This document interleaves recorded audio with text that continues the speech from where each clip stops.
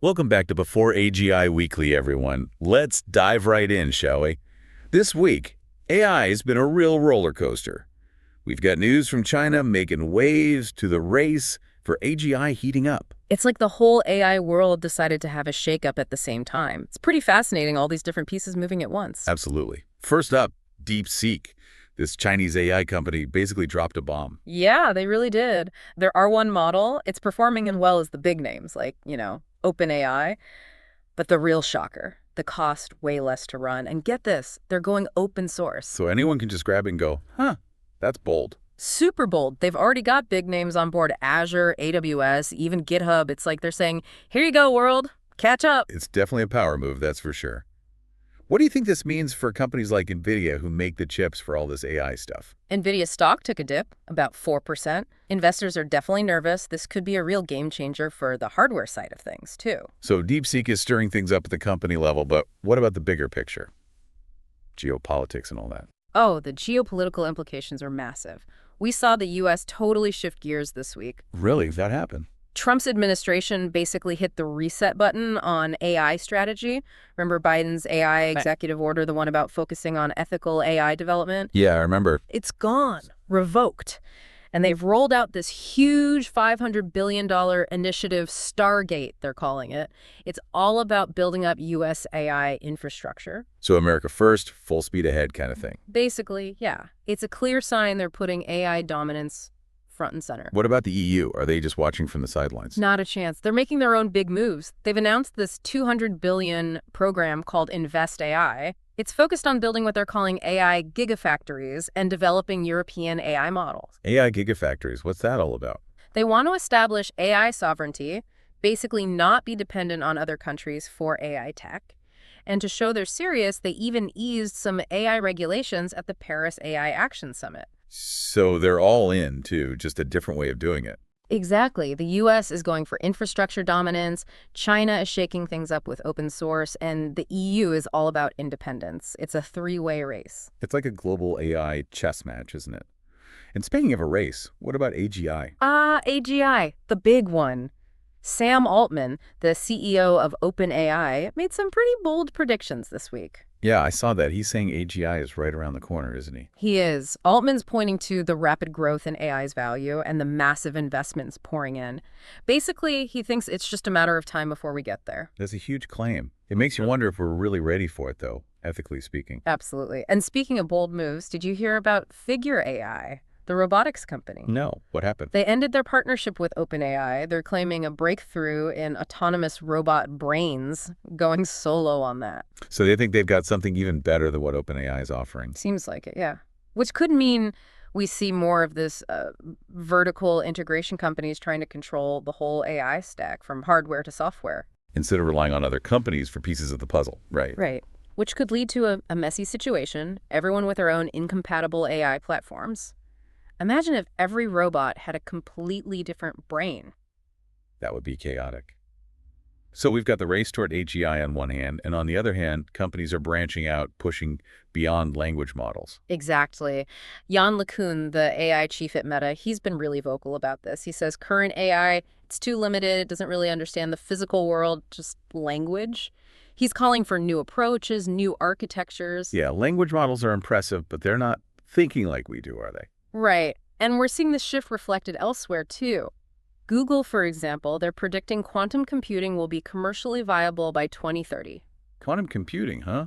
That's sooner than I thought it would happen. And NVIDIA, they just announced a quantum AI initiative, partnering with some big research groups. They're betting big on quantum being the next big thing for AI. So it's not just about software anymore. The hardware, the chips, maybe even quantum computers, it's all part of the picture now. Absolutely. And as we're building all this powerful AI, the ethical questions just keep getting bigger. Speaking of which, wasn't there something about Google changing their AI principles? Yeah, they quietly revised them, and it caused a bit of an uproar. They took out the parts about not using AI for weapons and surveillance. Whoa, seriously? Yep. Lots of people are concerned, saying it erodes trust in Google. raises some serious questions about how their technology might be used. It's a slippery slope, isn't it, once you open that door? Exactly. And it's not just Google. Even Hollywood is getting in on the AI ethics conversation. The Oscars just announced that from 2026, all nominated films have to disclose if they used AI. So no sneaking AI in without anyone knowing. Exactly. It shows how this issue of transparency and accountability is spreading. People want to know when they're interacting with AI, whether it's in their healthcare, their news, or even their movies. It's a big shift, isn't it? AI is becoming a part of every aspect of our lives. It really is. And speaking of shifts, remember the drama between Elon Musk and OpenAI? Oh yeah, the $100 billion offer. What was that all about? Well, Musk, he co-founded OpenAI but left a while back. This week, a group led by him offered $100 billion to buy OpenAI's nonprofit arm. That's a lot of money. Yeah, but OpenAI turned it down flat.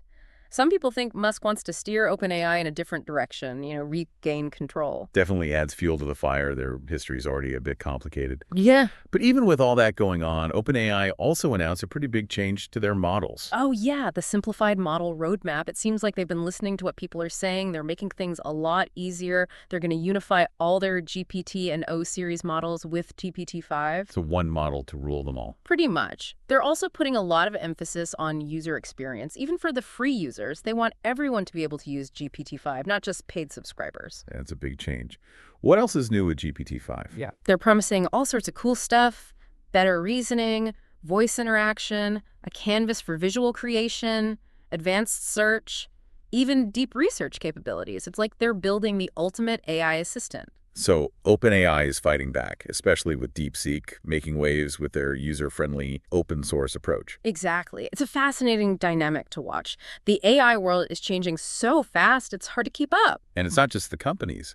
The U.S. government is also changing their AI strategy big time. Oh, yeah. With this America First approach, the Trump administration is pushing for AI dominance, even if it means pushing ethical concerns to the side. Meanwhile, the EU is taking a more cautious, regulated path, right? Exactly. They're putting the emphasis on AI sovereignty and responsible development. It's a tale of two approaches, and it'll be interesting to see which one wins out in the end. And in all of this, the very idea of what's possible with AI is changing too. That's right. The bigger is better thinking might be on its way out. DeepSeek's success with their efficient R1 model and the potential of quantum computing at all suggests a new era of AI might be just around the corner. An era where it's not just about brute force computation, but about clever design and new types of hardware. Exactly. And with all this change, the ethical considerations become even more important. Speaking of ethics, let's talk about Metafair's brain-to-text decoding breakthrough. It's mind-blowing. They can now translate brain activity into text without any implants. It's incredible, isn't it? It could be life-changing for people with communication difficulties, but the potential for misuse, the privacy concerns, it's a whole other level of ethical complexity. It's like something straight out of science fiction, Wow. with both amazing benefits and potential dangers. And it's a reminder that we need to have these ethical conversations now before these technologies become widespread. We can't just focus on the cool factor, we have to think about the consequences too. And this is where a show like ours comes in, right? Trying to unpack all of this, help people understand what's going on. Exactly. AI is evolving so rapidly, it can be overwhelming. We need spaces to discuss these developments, the good and the bad, and figure out how we want to shape this future together. Absolutely. Well, I think we've covered a lot of ground here in part one, and we've got a lot more to discuss. So let's take a quick break, and then we'll be back for part two to dive even deeper into the world of AI. Welcome back for more AI craziness. It's been a wild ride so far, that's for sure. Yeah, from mind-reading AI to the race for AGI, it feels like we're living in a sci-fi movie. Speaking of mind reading, let's go back to Metafair's brain-to-text decoding. Still blowing my mind that they can do that without any implants. It's incredible. Think about the possibilities for people who can't communicate in traditional ways. But yeah, the ethical side is huge. Huge. Like, if our thoughts aren't private anymore, where does that leave us? It's a whole new frontier of privacy concerns. Could it be used for surveillance? Could someone manipulate our thoughts? It's all very Black Mirror, isn't it? Totally. We need to be thinking about this now before it's too late. Absolutely. We need clear boundaries, strong regulations before things get out of hand. But hey, let's talk about something a little lighter for a minute. Remember those AI puzzles at Google I/O? Oh yeah, the ones in their developer game? Those are fun. Right. They were a clever way to show off what AI can do. but it was more than just a gimmick. I thought it was pretty smart. They were trying to make AI more approachable, less intimidating for people. Gamification is a powerful tool, and Google knows how to use it. Definitely. The more people understand AI, the better. Exactly. And speaking of understanding, there's a pretty big difference in how the US and the EU are thinking about AI regulation. Oh, yeah. Totally different philosophies, right? The US, with this America First thing, they're all about going fast, maybe breaking things along the way. Less regulation, more innovation. That's their motto. But the EU is more cautious. Yeah. Right, more focused on ethics, more regulations. Exactly. They're concerned about AI being developed and used responsibly, making sure it doesn't harm anyone or violate rights. It's a tricky balance, right? Yeah. Encourage progress, but also protect people. Absolutely. It's almost like two different paths, one focused on speed, the other on safety. Which one will work better? It's hard to say. And it's not just about national laws, right? There's this global conversation happening about AI. Yeah, like the AI Action Summit in Paris. Even though there weren't any legally binding agreements, it was a big step towards recognizing that this is a global challenge, that no single country can handle it alone. We need to work together on this for sure. Right. And there are organizations like the Partnership on AI trying to bring different groups together, industry, researchers, policymakers to create ethical guidelines, best practices. It's encouraging to see that kind of collaboration. It's definitely needed. Yeah. But beyond all the regulation stuff, what about the big picture? How are humans and AI going to coexist? That's the million-dollar question, right? AI is already doing things we thought only humans could do. Driving, writing, composing music, even diagnosing illnesses. It's changing the definition of what it means to be human, in a way. Some people are scared, thinking AI will take over, replace humans completely. I can see why people feel that way. But others see it as an opportunity. AI can handle the boring stuff, and humans can focus on the things that require creativity, critical thinking, empathy. I like that way of thinking. It's not about AI versus humans. It's about how we can work together. Exactly. And this brings us back to AGI, artificial general intelligence. The AI that can do anything a human could do, right? Yep. Sam Altman's prediction about it being close, it sparked a lot of debate. Even if it's still decades away, we need to start thinking about what it means for humanity. It's both exciting and terrifying, isn't it? Totally. Imagine AI that can cure diseases, solve climate change, explore the universe in ways we can't even imagine. But also, what if it gets out of control?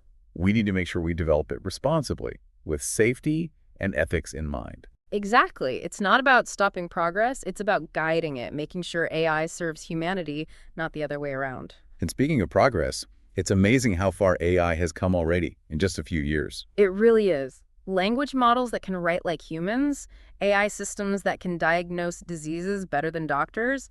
It's incredible how fast this field is moving. It's being used in so many different areas now. Healthcare, finance, transportation, education, you name it. It's truly transformative. But we can't lose sight of the human side of things. We need to use AI responsibly, ethically, for the benefit of everyone. Absolutely. So what are some of the key takeaways from this week, in your opinion? Well, I think the biggest one is that AI is no longer just a tech topic. It's about geopolitics, economics, ethics, even philosophy. It's impacting every aspect of our lives, whether we realize it or not. And the second takeaway, I think, is that we're at a crossroads. The choices we make now about how we develop and use AI, they're going to have huge consequences for the future. So we need to be informed, engaged, and ready to have these tough conversations about the direction we want to head in. Exactly. And that's what we're trying to do here on Before AGI Weekly. Absolutely. We'll be back in just a minute for the final part of our deep dive, where we'll explore some specific examples of how AI is being used in different industries and what it all means for the future. And we're back for the final part of our AI deep dive. Ready for more AI insights? Absolutely. I'm really interested in seeing how AI is actually being used, in the real world. Well, healthcare is a great example. AI is already making a big difference there. Yeah, we touched on it earlier, but I'd love to hear more about how it's improving things for patients. For one thing, AI is helping doctors make diagnoses. There are AI systems now that can analyze medical images like X-rays and CT scans with incredible accuracy. Sometimes they even do better than human radiologists. Wow, that's amazing. Catching things early is so important. Exactly. And it's not just about speed and accuracy. AI can help personalize treatment plans too, taking into account a patient's genes, their lifestyle, all sorts of things. So it's like a custom-made treatment plan just for you. Right. And get this, AI is even being used in surgery.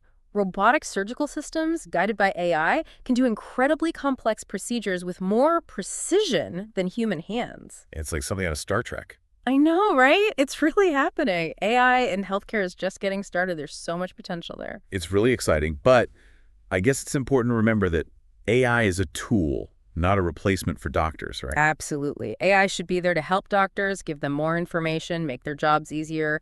It's about partnership, not replacement. Makes sense. So what about education? How's AI changing things there? Well, one big area is personalized learning. AI can tailor the learning experience to each student's needs and how they learn best. So no more one-size-fits-all teaching.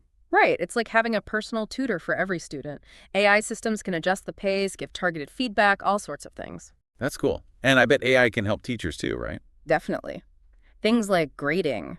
AI can automate that, which frees up teachers to spend more time actually teaching, interacting with their students. That makes sense. And what about the whole fear of AI taking over jobs? I know a lot of people are worried about that. Yeah, it's a valid concern, but I think the key is to focus on how AI can augment human work, not replace it entirely. What do you mean by augment? Well, think of it this way. AI can handle the repetitive, boring tasks, the things that nobody really enjoys doing. That frees up humans to focus on the more creative, strategic, and interpersonal aspects of their jobs. So it's about changing the nature of work, not eliminating it altogether. Exactly. AI can help us be more productive, more creative, and ultimately have more fulfilling work lives. That's a good way to look at it. It seems like AI is changing the way we work in other ways too, right? Like with remote work and flexible schedules becoming more common. Absolutely. AI is playing a big role in making those things possible. It's easier than ever to connect and collaborate with people from all over the world thanks to AI-powered tools. It's definitely an exciting time to be alive with all these changes happening. But it's important to remember that AI has its downsides too, right? Of course. We can't just ignore the potential risks. Algorithmic bias, data privacy, misuse of AI. These are all things we need to address. And have open and honest conversations about Yeah. it, right? To make sure AI is used ethically and for the benefit of everyone. Exactly. And that's where platforms like this come in before AGI Weekly, creating spaces for discussion, for critical thinking about AI and its impact on society. We need to stay informed, stay engaged, and stay curious. Absolutely. AI is evolving so rapidly, it's crucial to keep learning and adapting. Yeah. And to remember that ultimately, AI is a reflection of us, our values, and the kind of future we want to build. Well said. Okay. So as we wrap up this deep dive into the world of AI, what are your final thoughts? I think the biggest takeaway for me is this.